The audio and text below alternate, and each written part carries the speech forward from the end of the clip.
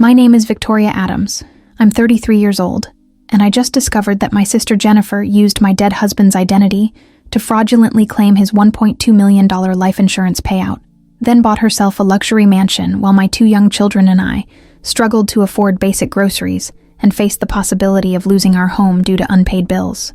What Jennifer didn't know was that her cruel theft of money meant to secure my children's future after their father's tragic death was about to trigger the most comprehensive federal insurance fraud investigation in our state's history, one that would cost her everything she had stolen and far more than she could have ever imagined possible.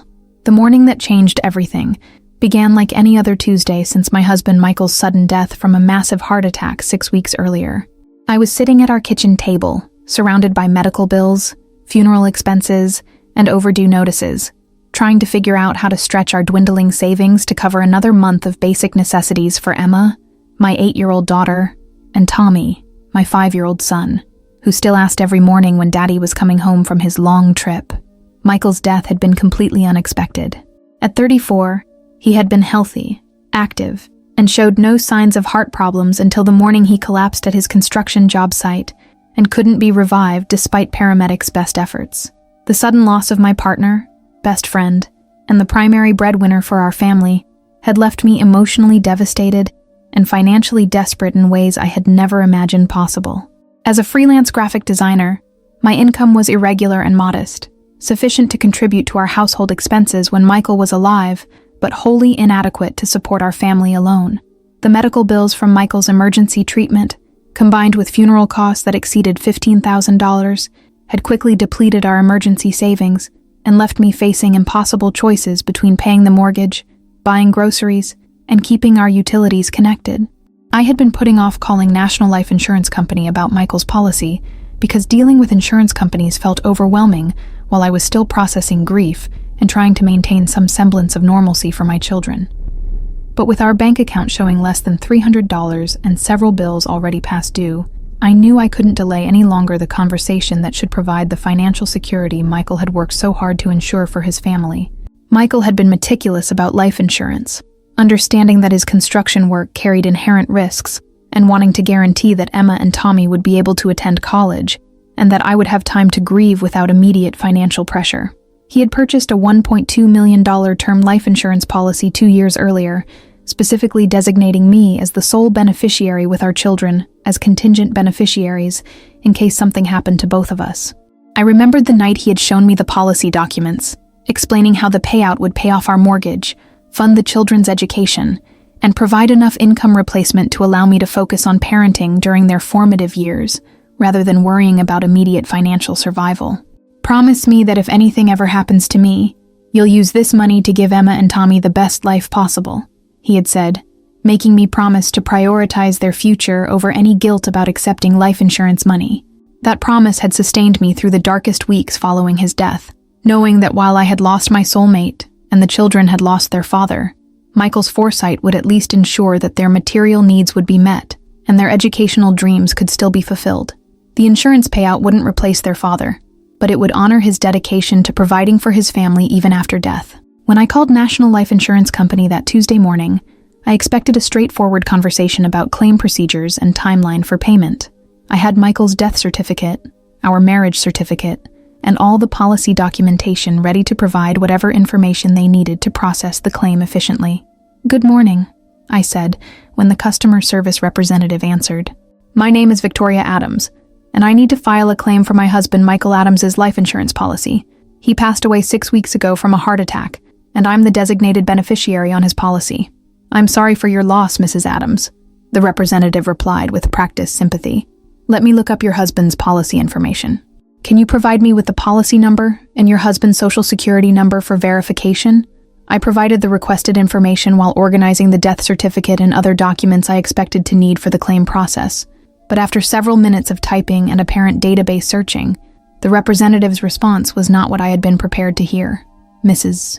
Adams," she said, her tone becoming more cautious and confused.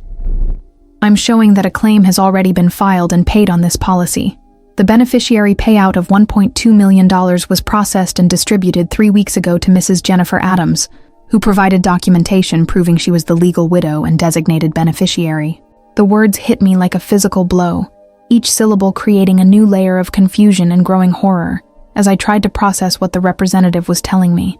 Someone named Jennifer Adams had claimed to be Michael's widow and had received the insurance money that was supposed to secure my children's future. "That's impossible," I said, my voice rising with panic and disbelief. "I'm Victoria Adams, Michael's wife. We've been married for 9 years, and I'm the only beneficiary listed on his policy. Who is Jennifer Adams, and how could she possibly be considered his legal widow?" "I understand your confusion, ma'am," the representative replied, clearly uncomfortable with the situation she was describing. "But our records show that Mrs. Jennifer Adams provided a death certificate, marriage certificate, and proper identification when she filed the claim. She also had detailed knowledge of the policy terms and your husband's employment information that supported her claim to be the rightful beneficiary." The revelation that someone had not only known about Michael's life insurance policy, but had also possessed enough personal information to successfully impersonate his widow was terrifying and bewildering. Only family members and very close friends knew the details of our insurance coverage, and Michael had been careful about protecting our financial information from identity theft or fraud. "Can you tell me what address and contact information you have for this Jennifer Adams?" I asked, trying to understand who had committed this fraud and how they had obtained such detailed knowledge of our personal and financial information. After some hesitation and verification of my identity through additional security questions, the representative provided an address that made my blood run cold with recognition and rage. Jennifer Adams, the woman who had fraudulently claimed my husband's life insurance payout, lived at 847 Maple Drive, which was my sister Jennifer's new address in the exclusive Hillcrest neighborhood. My sister Jennifer had stolen my dead husband's life insurance money. The realization that Jennifer Adams, the fraudulent life insurance beneficiary, was my own sister. Jennifer hit me with a betrayal so profound that I initially couldn't process the magnitude of what she had done. Jennifer had not only stolen money that was meant to support Michael's children after his death, but she had also committed identity theft and insurance fraud while I grieved my husband and struggled to feed our children. Jennifer had always been envious of my marriage to Michael and the financial stability that his construction business provided for our family. While I had married young to a man who worked hard and treated me with love and respect, Jennifer had bounced between toxic relationships with men who were unreliable, financially irresponsible, or emotionally abusive. Her romantic failures had created a pattern of bitterness toward my happiness that had strained our relationship for years. But I had never imagined that her resentment would drive her to commit federal crimes against my grieving family during our most vulnerable time. The depth of her betrayal was so complete that it felt like discovering a stranger wearing my sister's face, someone capable of cruelty that the Jennifer I had grown up with could never have contemplated. After ending the call with the insurance company, I sat in my kitchen staring at the address I had written down, trying to understand how Jennifer had gained access to Michael's personal information and policy details. The answer became clear as I remembered the weeks following Michael's death, when Jennifer had volunteered to help me organize his papers and handle some of the administrative tasks that felt overwhelming during early grief. I had trusted her with access to Michael's desk, his filing system, and the important documents that I was too emotionally devastated to handle myself. Jennifer had seen Michael's insurance policies, his social security card, our marriage certificate, and all the personal information that would later allow her to impersonate his widow when filing fraudulent claims. She had used my grief and trust as an opportunity to gather intelligence for identity theft, all while pretending to be a supportive sister helping me through the worst period of my life. The calculated nature of her betrayal was even more devastating than the financial theft, because it meant she had been planning to rob my children while comforting me at Michael's funeral. The drive to Jennifer's new mansion in Hillcrest took 45 minutes, during which I alternated between rage at her betrayal and disbelief that someone in my family could be capable of such calculated cruelty. The exclusive neighborhood represented everything Jennifer had always wanted but never been able to afford through her own efforts. Luxury homes, expensive cars, and the social status that came with obvious wealth. When I arrived at 847 Maple Drive, I was confronted with physical evidence of exactly how Jennifer had spent my children's inheritance money. The house was a stunning colonial-style mansion with professional landscaping, a circular driveway, and architectural details that clearly represented a $1 million property. In the driveway sat a brand-new Mercedes SUV and a BMW sedan, both with temporary dealer tags suggesting very recent purchases. I sat in my aging Honda Civic, looking at the mansion that had been purchased with money meant to secure Emma and Tommy's future. feeling a level of betrayal that went beyond personal hurt to existential rage about the theft of my children's security and opportunities. Every luxury detail I could see represented money that should have been funding my children's college education, paying for their health care, and ensuring their stability during the most difficult period of their young lives. The front door of the mansion opened before I had even gotten out of my car, and Jennifer emerged wearing expensive clothing that I recognized as designer brands far beyond what she had ever been able to afford during her previous financial struggles. Her confident smile and obvious pleasure in showing off her new lifestyle made it clear that she felt no shame or guilt about the source of her sudden wealth. "Victoria!" Jennifer called out as she approached my car, her voice carrying false warmth and enthusiasm that made my skin crawl. "What a wonderful surprise! I've been meaning to call you and see how you're doing since Michael's passing. Come inside and see my new house. You won't believe how beautiful it is." The casual way she referenced Michael's death while inviting me to tour the mansion she had purchased with his stolen life insurance money was so callous that I initially couldn't respond. She was treating his death as a minor inconvenience in her narrative, rather than acknowledging that she had robbed his widow and children during their time of greatest need. "Jennifer," I said, my voice shaking with barely controlled rage, "we need to talk about Michael's life insurance policy. I know what you did." The enthusiasm in her expression immediately shifted to defensive calculation as she realized that her fraud had been discovered. But instead of showing remorse or attempting to explain her actions, Jennifer's response revealed the depth of entitlement and selfishness that had driven her to commit these crimes against her own family. "Oh, that," she said dismissively, as if stealing $1.2 million from grieving children was a minor family disagreement.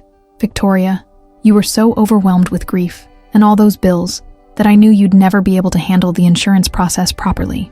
I took care of everything for you, and now I can help the family in ways that you never could have managed on your own."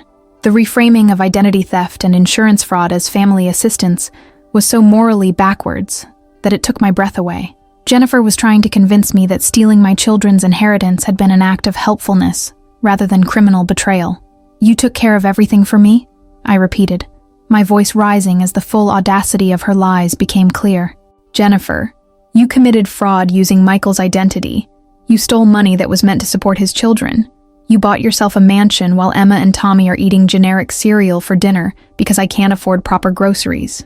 "Victoria, don't be so dramatic," Jennifer replied, her tone becoming more annoyed as she realized I wasn't going to be grateful for her criminal assistance. "He's dead. He doesn't need it. At least someone in this family is successful now.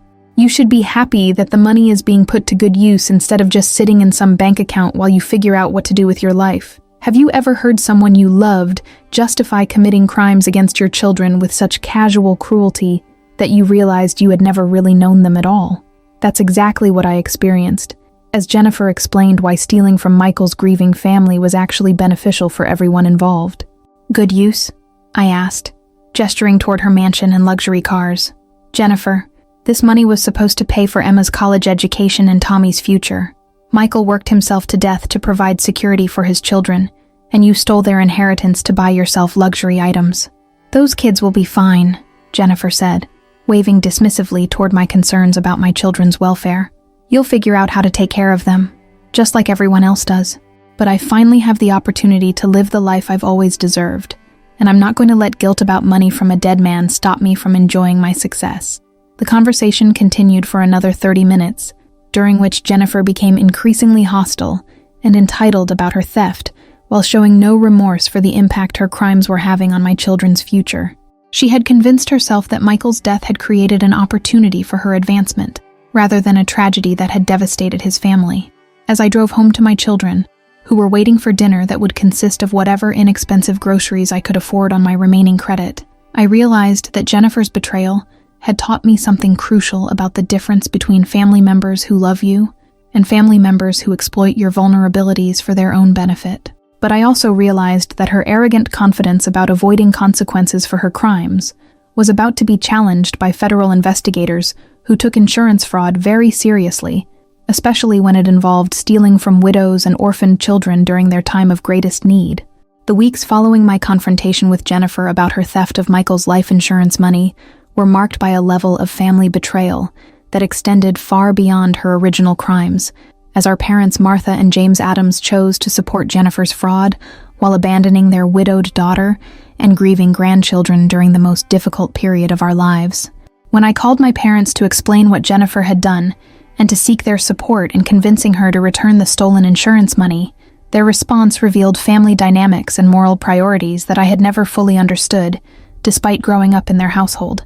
Rather than expressing horror at Jennifer's crimes or concern for my children's welfare, they immediately defended Jennifer while treating my victimization as a problem I had somehow created myself.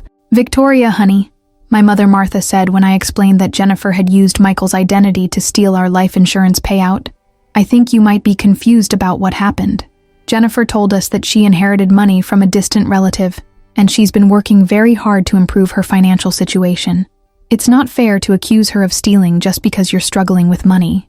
The willingness to accept Jennifer's obvious lie about inheriting money from a distant relative while dismissing my documented evidence of insurance fraud revealed how completely my parents had chosen to prioritize Jennifer's comfort over truth, justice, or concern for their grandchildren's welfare. "Mom, I have documentation from the insurance company showing that Jennifer filed a fraudulent claim using Michael's social security number and forged documents," I explained, hoping that concrete evidence might penetrate their denial about what their daughter had done. "She didn't inherit money from a relative. She committed federal crimes to steal money that was meant to support Emma and Tommy." My father James's response was even more dismissive and cruel. "Victoria, you're being greedy about money instead of focusing on healing from your loss," he said, his tone suggesting that my concern about my children's stolen inheritance was a character flaw rather than legitimate outrage about criminal betrayal. "Jennifer has always struggled financially, and now she finally has some security. You should be happy for your sister's good fortune instead of trying to tear her down with accusations." The characterization of federal crimes as good fortune and my attempts to recover my children's inheritance as trying to tear her down was so morally backwards that it made me question whether I had ever really known my parents' values and priorities. "Dad, this isn't about being greedy," I said, my voice breaking with emotion, as I realized that my parents were going to side with Jennifer regardless of evidence or moral considerations. "Emma and Tommy have lost their father, and now they're also losing the financial security he worked to provide for them. Jennifer stole their college funds, their health care money, and their future stability. How can you call that good fortune?" "Children are resilient, Victoria," my mother replied, using the tone she had always employed when she wanted to end discussions that made her uncomfortable. "Emma and Tommy will be fine. You're young and capable, and you'll figure out how to provide for them. But Jennifer deserves to enjoy her success after all the hard times she's been through." The casual dismissal of my children's needs while prioritizing Jennifer's comfort revealed family dynamics that had apparently existed for years, but had never been so clearly expressed during times of crisis. My parents were willing to watch their grandchildren suffer financial hardship as long as their preferred daughter was comfortable and happy, but their betrayal extended beyond just verbal support for Jennifer's crimes. Within a week of our conversation, they were actively participating in Jennifer's new lifestyle while completely abandoning any relationship with me and my children. They attended Jennifer's elaborate housewarming party, praised her decorating choices on social media, and publicly celebrated her success while ignoring their grandchildren's needs. The housewarming party was particularly painful to witness through social media posts, where I could see my parents enjoying Jennifer's mansion, meeting her new wealthy neighbors, and participating in celebrations funded by money that should have been securing Emma and Tommy's future. The cognitive dissonance of watching them celebrate criminal proceeds while their grandchildren ate generic cereal for dinner was almost unbearable. "Look at this beautiful house," my mother had posted on Facebook, along with photos of herself and my father posing in Jennifer's marble foyer. "So proud of Jennifer for all her hard work and success. The house is absolutely stunning, and she deserves every bit of happiness after everything she's been through." The public praise for Jennifer's hard work in committing insurance fraud, while ignoring the actual hard work I was doing to support my children through grief and financial crisis, was devastating, but it was also educationally valuable for understanding how my parents really viewed their daughters and grandchildren. The isolation became even more painful when Emma and Tommy began asking questions about why their grandparents no longer visited, why their cousins wouldn't play with them at family gatherings, and why everyone seemed to be celebrating while we were struggling with bills and basic necessities. "Mommy, why don't Grandma and Grandpa come see us anymore?" Emma asked one evening when I was helping her with homework at our kitchen table, which was covered with unpaid bills and job applications I was submitting to supplement my freelance income. "Are we in trouble?" Tommy added, his 5-year-old mind trying to make sense of why the adults in our family had suddenly become distant and unavailable when they had previously been regular parts of his life. The questions from my children about their grandparents' abandonment during our time of greatest need was heartbreaking, but I was determined not to burden them with adult knowledge about their aunt's crimes or their grandparents' moral failures. They were already dealing with the loss of their father.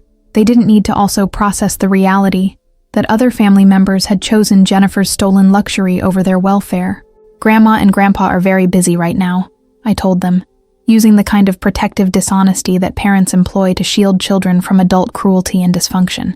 They still love you very much, but sometimes grown-ups have complicated situations that take up their time and attention. But privately, I was dealing with a level of family betrayal that went beyond Jennifer's original crimes to encompass a systematic abandonment by people who should have been supporting their widowed daughter and grieving grandchildren during the most difficult period of our lives. The financial pressure was becoming unbearable as I struggled to maintain our mortgage payments, keep utilities connected, and provide basic necessities for my children while building a freelance business that could eventually support our family. I was working 12 to 14 hours per day on graphic design projects, often late into the night after Emma and Tommy were asleep, while also handling all household responsibilities and trying to provide emotional support for children who were grieving their father. The contrast between my exhausting struggle to provide basic necessities and Jennifer's leisurely enjoyment of stolen luxury was particularly painful when I saw her social media posts about spa days, shopping trips, and expensive dinners that were all funded by money meant to ease my children's burden during their most vulnerable time. Having the most wonderful day shopping for artwork for the new house, Jennifer had posted, along with photos of herself at an upscale art gallery, apparently spending thousands of dollars on decorative items, while I was calculating whether I could afford to keep our internet service connected for another month. Have you ever watched someone celebrate luxury purchased with money stolen from your children while you worked multiple jobs to afford basic groceries? That's exactly what I experienced as Jennifer documented her mansion lifestyle on social media, while I struggled to maintain dignity and stability for Emma and Tommy during our darkest period.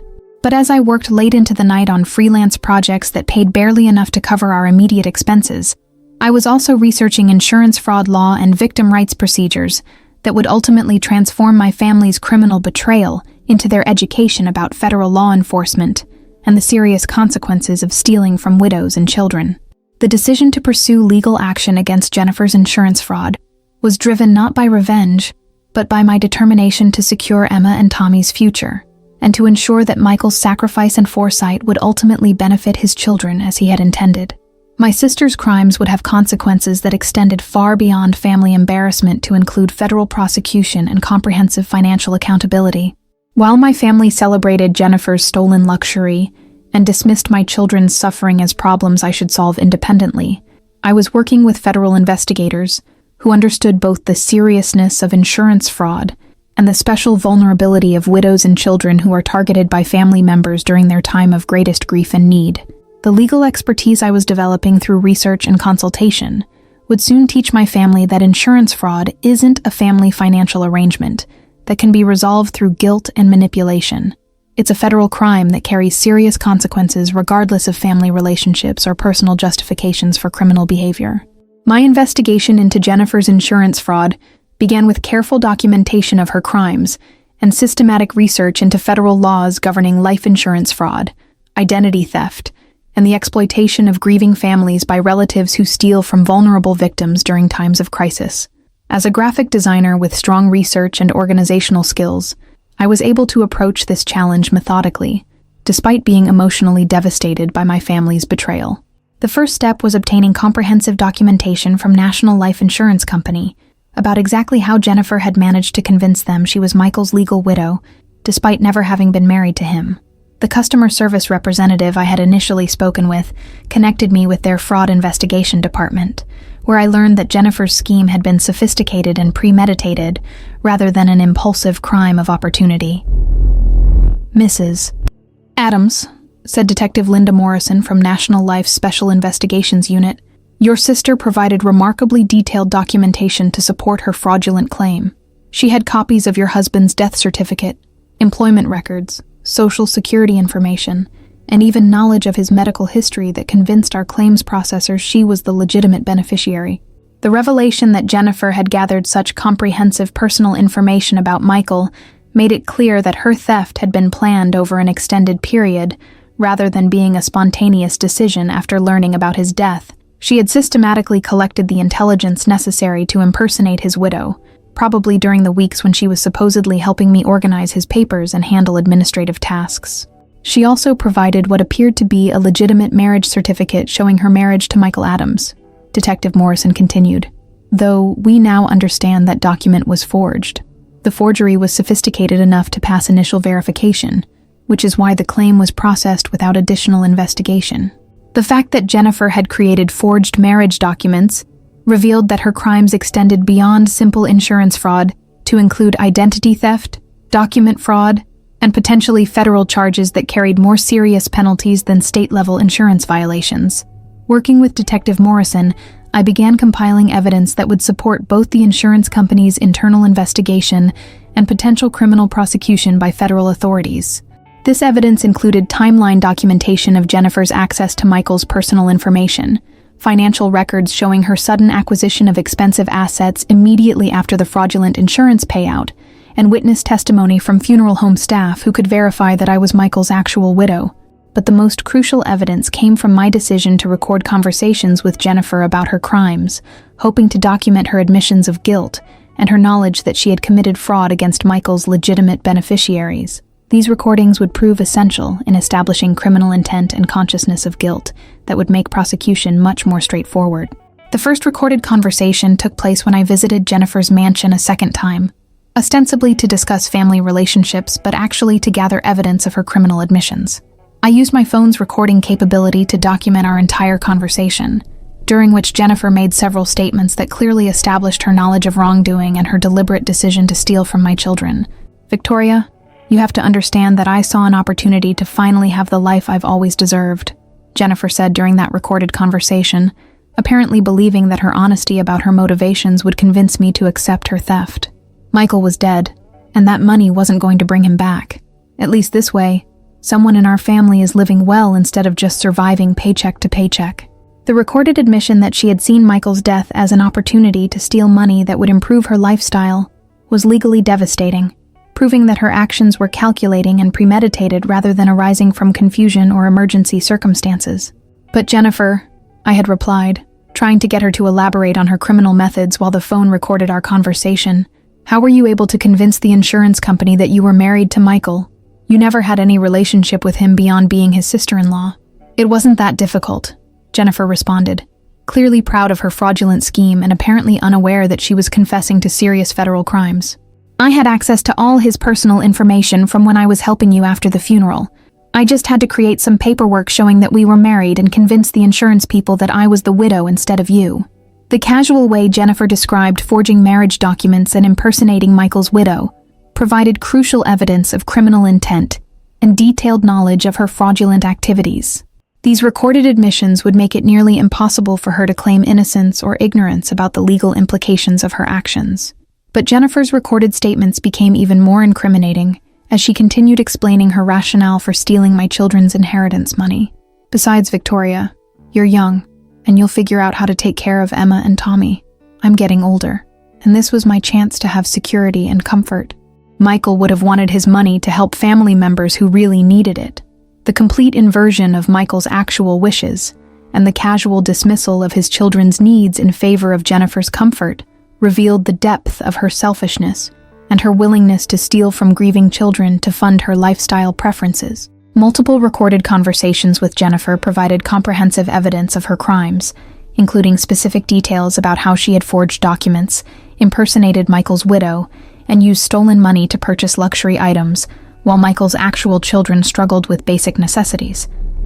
But I was also gathering evidence from other sources that would support the federal case against Jennifer's systematic fraud.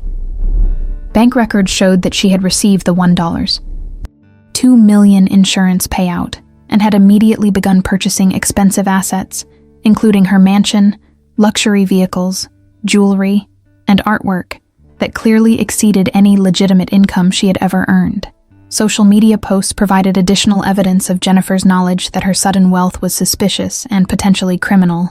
Despite her public claims about inheriting money from a distant relative, her private communications with friends revealed different explanations for her financial windfall that changed depending on her audience and their level of skepticism about her story. "Girl, I finally figured out how to get what I deserve," Jennifer had texted to a close friend, apparently feeling safe sharing more honest details about her crimes with someone she trusted. "Victoria was too grief-stricken to handle the insurance stuff properly, so I took care of it for the family. Now I can live like I've always wanted instead of being jealous of everyone else's success." The text message evidence showed that Jennifer understood she had taken money that belonged to Victoria and was framing her theft as family assistance rather than acknowledging the criminal nature of her actions. These communications would be crucial for establishing that her fraud was deliberate and ongoing rather than arising from confusion about legal beneficiaries. Working with Detective Morrison and my attorney, I also obtained expert testimony from forensic document examiners who could prove that Jennifer's marriage certificate was forged, and from insurance fraud specialists who could explain how family members often exploit grief and chaos following deaths to steal from legitimate beneficiaries. "Insurance fraud by family members is unfortunately common," explained Dr. Sarah Chen, an expert witness in financial crimes against vulnerable populations. "Widows and children are particularly susceptible to exploitation during the weeks immediately following a death, when they're dealing with grief, funeral arrangements, and complex paperwork that creates opportunities for relatives to steal important documents and personal information." Dr.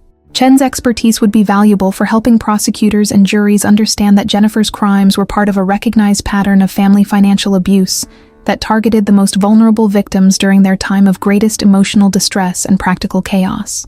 Have you ever had to become an expert in federal crime investigation because someone you trusted had committed serious felonies against your children? That's exactly what I experienced as I developed sophisticated knowledge of insurance fraud law and evidence-gathering techniques that would ultimately provide justice for Michael's family. The comprehensive evidence I was gathering would soon support federal charges against Jennifer that would transform her stolen luxury into the foundation for her education about criminal law and the serious consequences of exploiting grieving families for personal financial gain. The federal investigation into Jennifer's insurance fraud accelerated dramatically once I had provided comprehensive evidence of her crimes to both the insurance company's fraud investigators and the FBI's white-collar crime division, which specialized in cases involving identity theft, document fraud, and the exploitation of vulnerable victims during family crises. Agent Patricia Williams from the FBI's Financial Crimes Unit took over the case after reviewing the evidence I had compiled, explaining that Jennifer's fraud involved multiple federal violations that made it a priority for prosecution by the Department of Justice. The case wasn't just about insurance fraud. It was about protecting grieving families from exploitation by relatives who abuse trust and access to steal from widows and children. "Mrs. Adams," Agent Williams said during our first meeting, "your sister's crimes represent exactly the kind of family financial abuse that our unit was created to investigate and prosecute. She didn't just commit insurance fraud, she exploited your vulnerability during grief to steal your children's future security. These cases require aggressive prosecution to protect other families from similar victimization." The federal perspective on Jennifer's crimes was both validating and sobering. Validating because it confirmed that her actions were serious federal offenses rather than family disputes that should be resolved privately. Sobering because it meant Jennifer would face criminal penalties that could include decades in federal prison and financial consequences that would extend far beyond simply returning the stolen money. Agent Williams explained that the federal investigation would be comprehensive and systematic, designed not just to recover stolen insurance money, but also to document every aspect of Jennifer's criminal scheme and to identify any accomplices who might have assisted her fraud or benefited from the stolen proceeds. "We'll be examining your sister's complete financial history, her communications with insurance company representatives, the methods she used to forge documents, and the timeline of her asset purchases following the fraudulent payout," Agent Williams detailed. Federal insurance fraud cases require thorough documentation to ensure that defendants face appropriate consequences for their crimes. The investigation revealed that Jennifer's fraud had been even more sophisticated and systematic than I had initially understood. She had not only forged marriage documents and stolen Michael's identity, but she had also created false employment records, fabricated references who could verify her relationship with Michael, and established fraudulent addresses and phone numbers to support her impersonation of his widow. Bank records showed that Jennifer had spent considerable money hiring document forgers and identity theft specialists to create the paperwork necessary to convince National Life Insurance Company that she was the legitimate beneficiary of Michael's policy. This evidence of premeditation and organized criminal activity elevated her case from simple fraud to conspiracy and racketeering charges that carried much more serious federal penalties. "Your sister didn't commit opportunistic fraud," Agent Williams explained as we reviewed the evidence. "She organized a criminal enterprise specifically designed to steal life insurance money from grieving families. The level of planning and criminal sophistication involved makes this a federal racketeering case with potential sentences of 20 to 30 years in prison." The revelation that Jennifer's crimes qualified as organized criminal activity rather than individual fraud was shocking but also reassuring, because it meant that federal law enforcement understood the seriousness of what she had done and would prosecute her case with the full resources available for investigating complex financial crimes. The federal investigation also uncovered evidence that Jennifer had been researching other potential insurance fraud opportunities, apparently planning to expand her criminal activities beyond stealing Michael's life insurance to targeting other recently deceased individuals whose families might be vulnerable to similar exploitation. Computer records seized from Jennifer's mansion revealed internet searches for obituaries of people who had died unexpectedly, research into life insurance claim procedures, and communications with other potential fraud perpetrators who specialized in exploiting grieving families. This evidence suggested that Jennifer had been developing a systematic approach to insurance fraud rather than committing isolated crimes against her own family. "We found evidence that your sister was planning additional insurance fraud schemes targeting other recently deceased individuals in your community," Agent Williams revealed during one of our investigative meetings.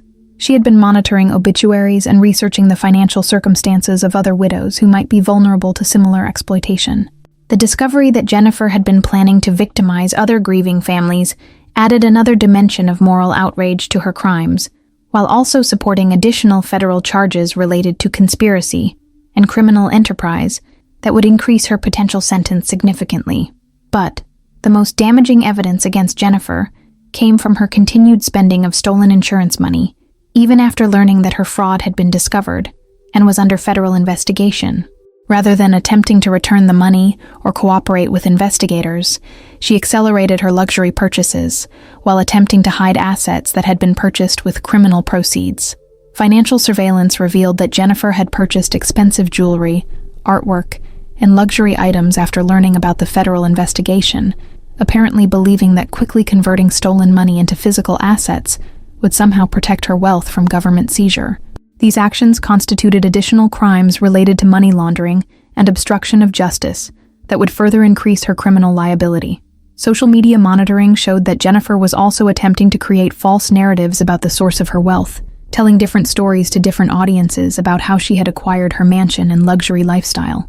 These lies created additional evidence of consciousness of guilt and ongoing fraud that would make her eventual prosecution even more comprehensive.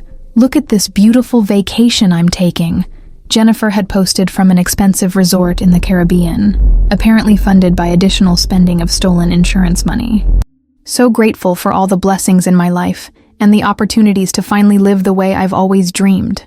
The social media evidence of Jennifer's continued spending on luxury items while her crimes were under federal investigation provided prosecutors with clear evidence of ongoing criminal activity and complete lack of remorse for stealing from Michael's children.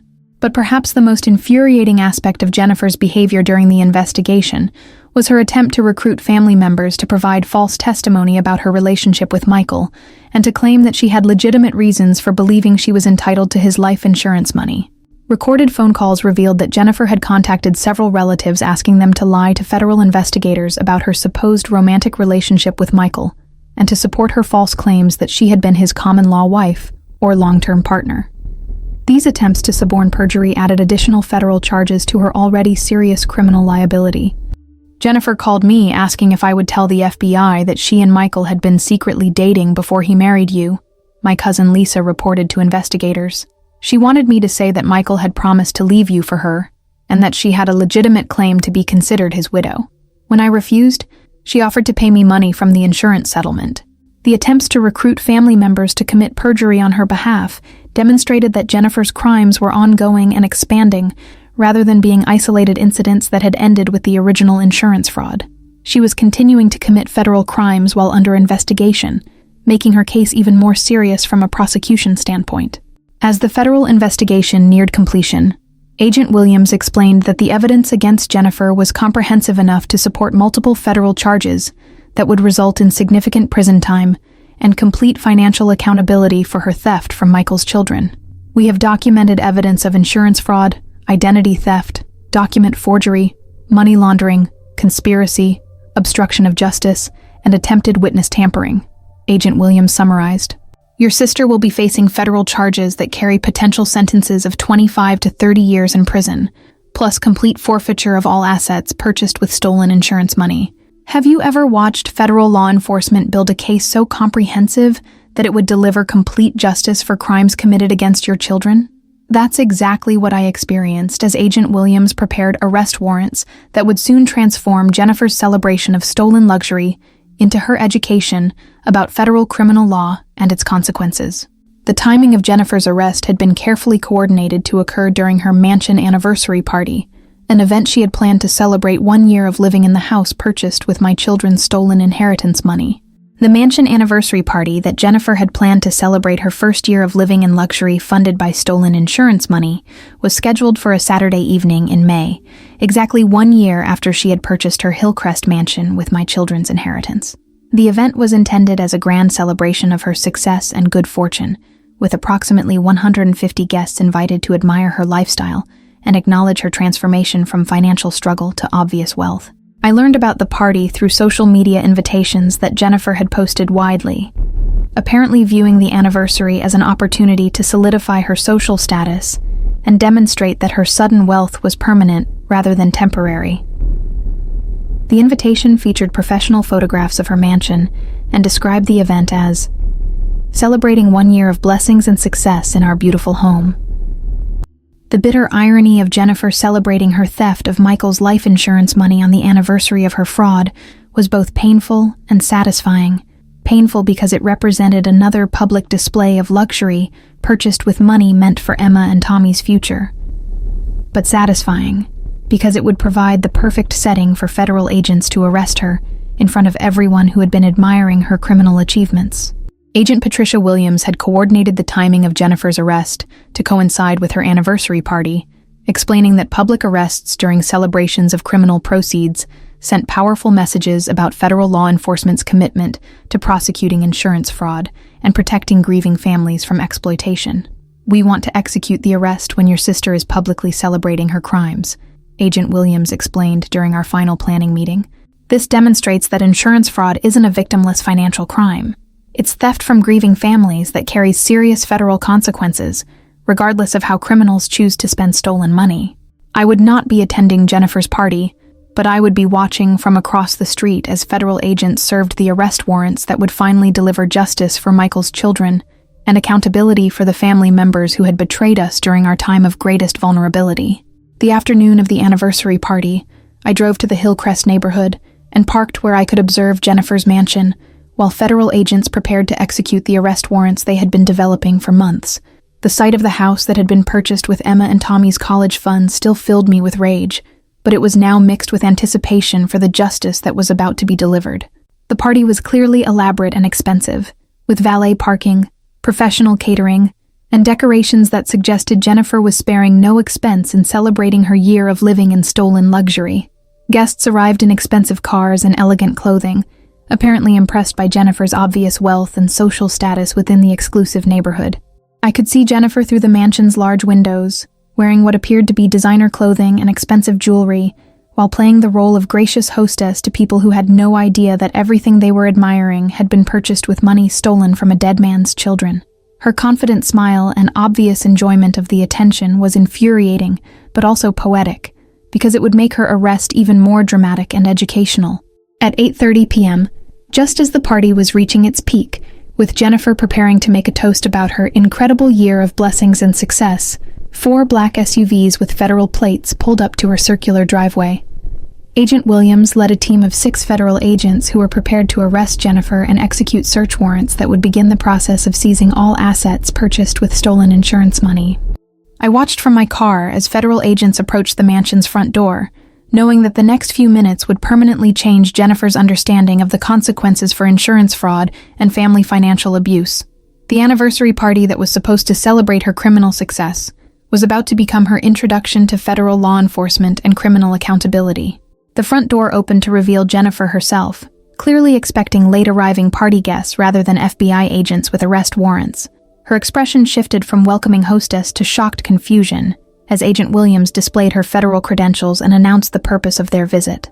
"Jennifer Adams," Agent Williams's voice carried clearly across the front yard.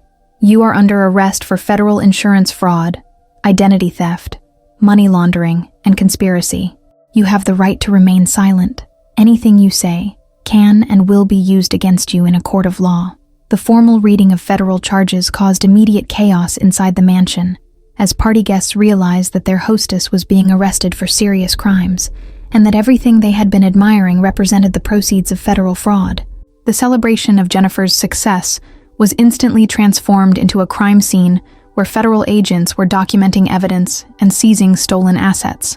Jennifer's response to being handcuffed was predictable based on her character throughout this crisis. She immediately tried to blame me for her legal problems, while denying any understanding of why using stolen insurance money to buy mansions might be criminal. "This is insane," she shouted loud enough for party guests and neighbors to hear. "Victoria is just jealous of my success. This is my house that I bought with my own money."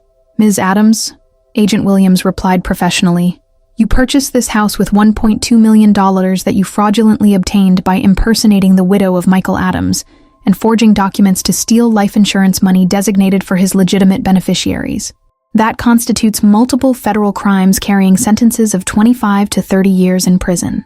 The professional correction of Jennifer's lies provided clear education for the party guests about the actual source of the wealth they had been celebrating. They were learning that Jennifer's success was federal fraud rather than legitimate achievement, and that her mansion and luxury lifestyle represented criminal proceeds rather than earned wealth. The arrest was witnessed by approximately 150 people who had been invited to celebrate Jennifer's good fortune and were now discovering that they had been admiring the proceeds of crimes against grieving children. Several guests were visibly shocked and disturbed as they realized the true nature of what they had been praising and enjoying, but the arrest was only the beginning of the federal action that would unfold at Jennifer's anniversary party. Other agents were simultaneously executing comprehensive search warrants throughout the mansion, seizing evidence of Jennifer's crimes and beginning the asset forfeiture process that would recover everything purchased with stolen insurance money. "We have federal warrants to search these premises and seize all assets purchased with proceeds from insurance fraud," another agent announced to the confused party guests. "This investigation involves the theft of over $1.2 million from the widow and children of a deceased construction worker." The description of Jennifer's crimes in terms of their impact on Michael's family helped the party guests understand that they were witnessing justice for real victims rather than just abstract financial crimes. Jennifer had stolen from a grieving widow and her children, making her prosecution a matter of protecting vulnerable families from exploitation.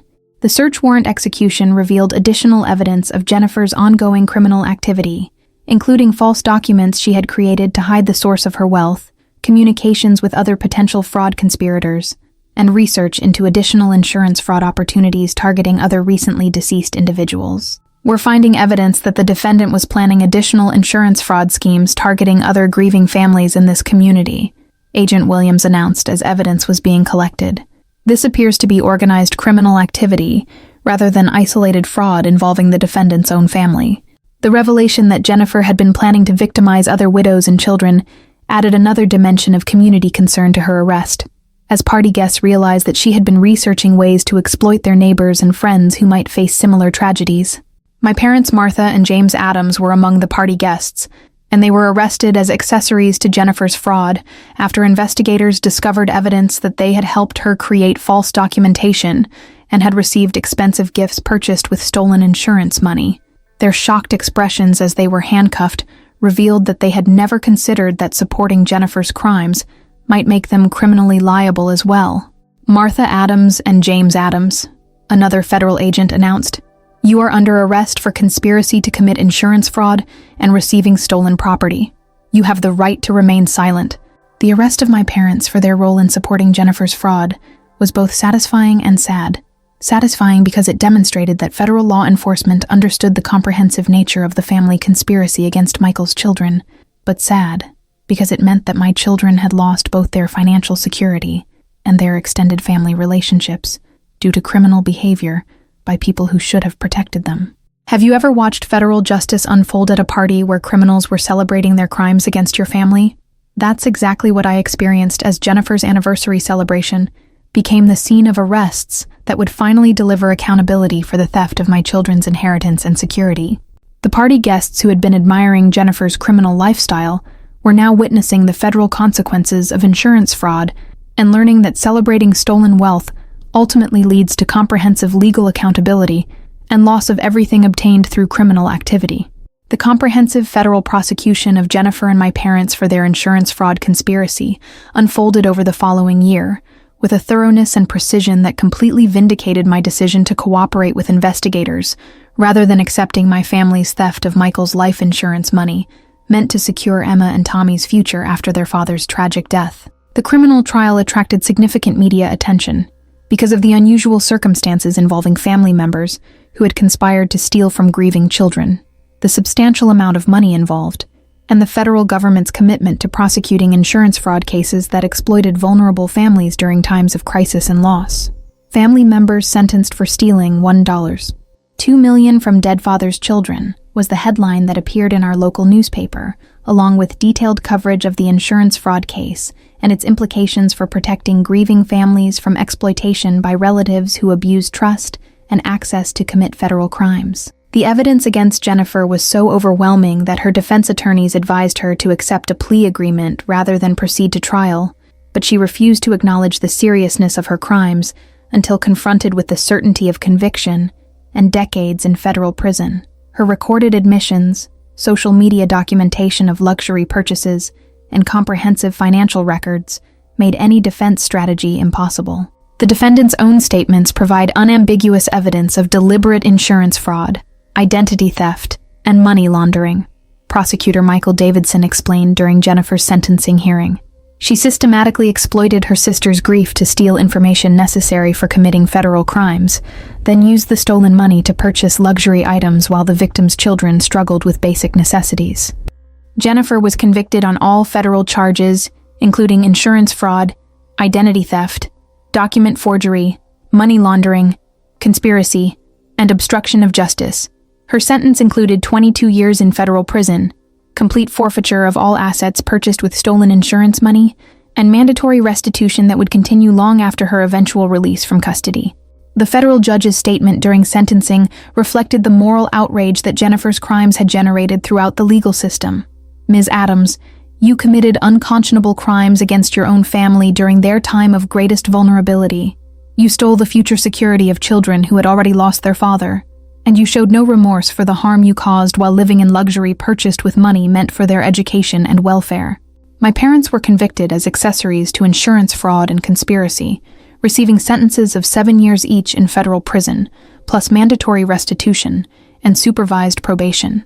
Their recorded statements defending Jennifer's theft and their receipt of expensive gifts purchased with stolen insurance money provided clear evidence of their knowing participation in crimes against their own grandchildren. But the criminal convictions were only part of the comprehensive justice delivered through federal prosecution. The civil asset forfeiture process ensured that everything Jennifer had purchased with stolen insurance money was seized and liquidated, with proceeds returned to Michael's legitimate beneficiaries, along with additional damages and penalties. The mansion in Hillcrest was seized immediately after Jennifer's arrest and sold at federal auction for $1 million, with proceeds returned to Emma and Tommy's trust fund. The luxury vehicles, expensive jewelry, artwork, and furnishings were also sold, generating additional recovery that exceeded the original theft amount when combined with interest and penalties. The total recovery through criminal restitution and civil forfeiture is $1.8 million, explained my attorney Patricia Morrison, which includes the original $1 $2 million insurance payout plus interest, penalties, and damages for the emotional distress and financial hardship caused by your family's crimes. But perhaps the most meaningful outcome of the federal prosecution was the complete restoration of Michael's intended legacy for his children, along with additional financial security that reflected the government's commitment to ensuring that insurance fraud victims receive complete compensation for their losses and suffering. The recovered insurance money, combined with damages and penalties from the criminal prosecution, allowed me to establish comprehensive trust funds for Emma and Tommy's education, healthcare, and future security. The money that Jennifer had stolen to buy herself luxury items was restored to its intended purpose of providing Michael's children with opportunities and stability that would honor their father's memory and sacrifice. Working with financial advisors and estate planners, I invested the recovered funds conservatively to ensure steady growth while preserving capital for Emma and Tommy's future needs. The trust funds would cover their college educations, provide healthcare security, and give them financial independence that would allow them to pursue careers and goals based on passion rather than financial necessity. The educational trust fund established with recovered insurance money also funded scholarships for other children who had lost parents unexpectedly, creating a lasting memorial to Michael that would help other families avoid the financial hardship that often follows sudden parental death. The scholarship program ensured that Michael's legacy would benefit not just his own children, but also other young people facing similar challenges. The Michael Adams Memorial Scholarship Fund provides educational support for children who have lost parents in workplace accidents or sudden medical emergencies, read the program announcement. This fund ensures that family tragedies don't prevent young people from pursuing their educational dreams and building successful futures. Emma and Tommy, now 10 and 7 years old, had weathered the crisis period with remarkable resilience and were thriving in their new circumstances with the financial security that Michael had worked to provide. The recovered insurance money allowed them to participate in activities, maintain friendships, and pursue interests without the constant financial stress that had characterized the months following Jennifer's theft. "Mommy, I'm glad the bad people got in trouble for taking Daddy's money," Emma said during one of our conversations about the resolution of the legal case. "Now we can go to college and become whatever we want to be, just like Daddy wanted." The children's understanding of justice being served for crimes against their father's intentions was both heartwarming and validating. They understood that Michael had worked hard to provide for their futures, and that other people had tried to steal those opportunities, but that the legal system had ultimately protected their inheritance and honored their father's wishes. But the most profound impact of the federal prosecution was the restoration of my faith in justice and accountability, along with the knowledge that Michael's love and foresight had ultimately prevailed over family members who had tried to exploit our grief and vulnerability for their own financial gain. 5 years after Jennifer's conviction for insurance fraud, she remains in federal custody serving her 22-year sentence, while my parents serve their 7-year sentences at separate facilities. Their restitution obligations will continue long after their eventual release, ensuring that they remain financially responsible for their crimes against Michael's children for the rest of their lives. The mansion that Jennifer purchased with stolen insurance money is now owned by a legitimate family who earned their wealth through honest work and legal means. The luxury lifestyle she enjoyed for 1 year before her arrest has been replaced by federal prison conditions that reflect the serious consequences of stealing from grieving families. Emma is now a confident teenager with excellent grades and clear educational goals, supported by trust funds that will ensure her dreams aren't limited by financial constraints. Tommy has grown into a thoughtful young man who often talks about wanting to follow his father's example by working hard and taking care of his family. The financial security that Michael intended for his children has been restored and enhanced through the legal system's commitment to protecting insurance beneficiaries from fraud and exploitation. The money that was stolen during our time of greatest vulnerability has been transformed into educational opportunities, healthcare security, and future stability that honor Michael's memory while providing Emma and Tommy with foundations for successful lives. Jennifer's attempt to steal my children's inheritance taught us that family relationships don't provide immunity from criminal prosecution when people commit serious crimes against vulnerable victims. Her prosecution demonstrated that insurance fraud carries comprehensive consequences that extend far beyond returning stolen money to include decades in prison and permanent financial accountability. But perhaps the most important lesson from our experience is that justice systems exist to protect grieving families from exploitation, and that federal law enforcement takes these crimes seriously because they understand that stealing from widows and children attacks the foundations of family security and social stability. If you're dealing with family members who have exploited your grief to steal inherited property or insurance benefits, please know that legal remedies exist to recover stolen assets while holding criminals accountable for their actions. Insurance fraud is a serious federal crime with serious consequences, regardless of family relationships or personal justifications. Document any suspicious activities involving inherited property, work with insurance company fraud investigators, and don't hesitate to involve federal authorities when family members commit crimes against legitimate beneficiaries. Your legal rights as an insurance beneficiary deserve protection from anyone who would steal from you during times of vulnerability and loss. Have you ever had family members exploit your grief to steal from your children's future? How do you protect inherited assets from relatives who might view family tragedies as opportunities for personal gain? Your experience might help other families who are dealing with similar exploitation and betrayal. If this story resonated with you, please hit that subscribe button and share your experiences in the comments below. Remember that grief makes families vulnerable to exploitation, but legal systems exist to protect legitimate beneficiaries from theft and fraud. Sometimes the greatest revenge against family members who steal during times of loss is ensuring that justice ultimately prevails, and that stolen assets are recovered to honor the original intentions of those who work to provide security for their loved ones. See you in our next story here on Her Sweet Revenge.